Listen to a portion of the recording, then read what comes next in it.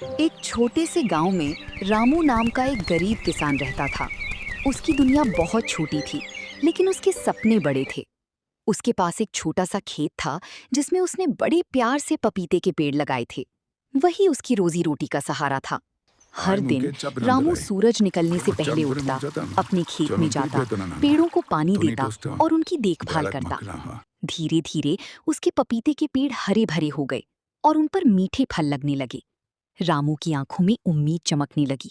अब उसकी मेहनत रंग लाने वाली थी। लेकिन एक रात सब कुछ बदल गया। आधी रात का समय था, चारों ओर गहरा सन्नाटा था। तभी अचानक जंगल की तरफ से कुछ भेड़िए खेत में घुस आए। वे बहुत भूखी थी।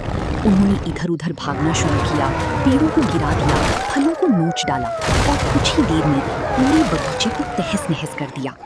रामू अपनी झोपड़ी के अंदर से ये सब देख रहा था।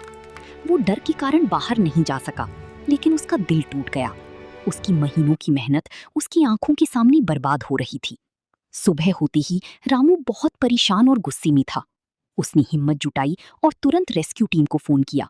उसने पूरी बात बताई कि जंगली जानवर गांव के पास आ गए हैं और नुकसान कर रहे हैं।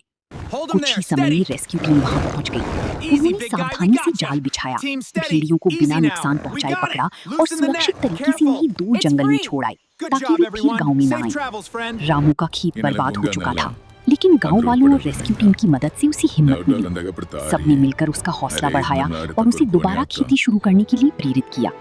रामू ने हार नहीं मानी। उसने फिर से अपने खेत में पपीते के पौधे लगाए और इस बार चारों ओर मजबूत बाड़ भी लगवाई। उसने ठान लिया था कि चाहे कितनी भी मुश्किल आए, वो पीछे नहीं हटेगा। समय बीता और एक दिन फिर उसके खेत में हरे भरे पेड़ लहराने लगे। सीख: मुश्किलें चाहे कितनी भी बड़ी क्यों ना हो, अगर हिम्मत और धैर्य हो तो इंसान फिर से खड़ा हो सकता है।